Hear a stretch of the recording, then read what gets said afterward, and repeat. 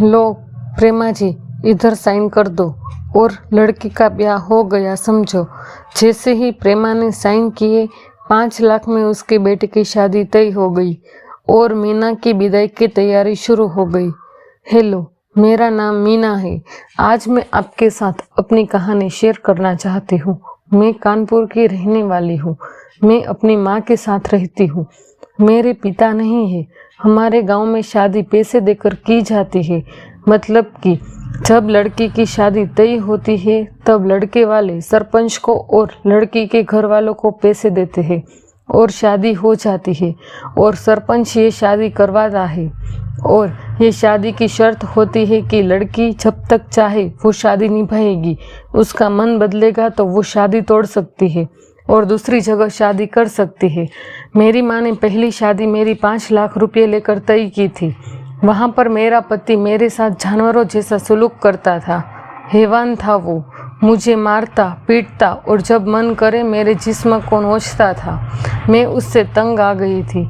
जब मैंने ये बात माँ को बताई तो उसने ये शादी तोड़ दी और थोड़े दिनों बाद उसने मेरी शादी फिर 6 लाख रुपये लेकर कहीं और तय कर दी। मैं अपनी पहली शादी से डरी हुई थी।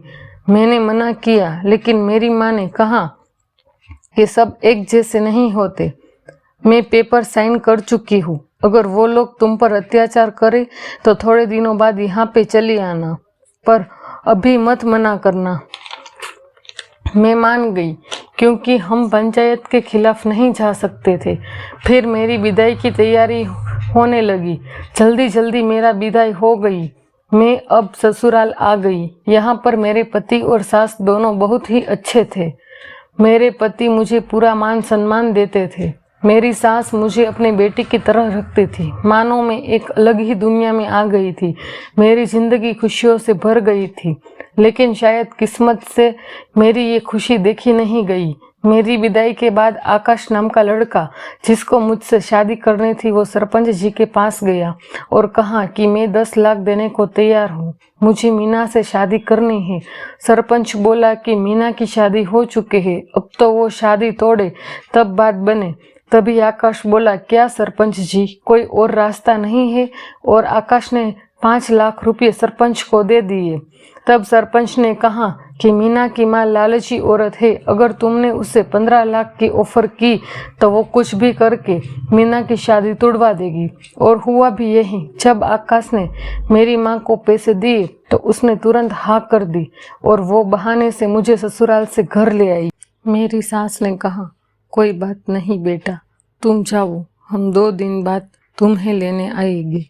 मेरा मन नहीं था, लेकिन मैं माँ की वजह से घर आई। तब मैंने देखा कि घर पर सरपंच और आकाश दोनों बैठे थे।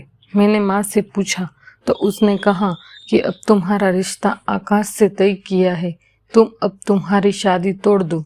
ये सुनकर मेरे पैरों तले जमीन निकल गई।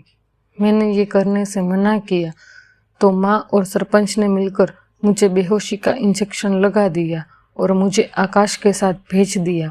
वहाँ मेरी सास और मेरा पति परेशान हो रहे थे क्योंकि मेरा फ़ोन बंद आ रहा था। वो मेरे घर भी गए लेकिन सरपंच और मेरी माँ ने मिलकर उन्हें भगा दिया। आकाश के साथ मैं ना चाहते हुए भी रह रही थी। वो मुझे मारता पीटता और मेरे साथ हर रात जानवरों की तरह पेश आता। वो जब बाहर जाता तो घर को बंद करके जाता ताकि मैं भाग ना जाऊं। वो 7 दिन के लिए शहर से बाहर गया। तब मैंने खिड़की से छलांग लगाकर घर से भाग गई और अपनी माँ के पास गई और उसको सारे जख्म दिखाए। ये देखकर माँ बोली, अब मैं तुम्हें वहाँ नहीं जाने दूंगी।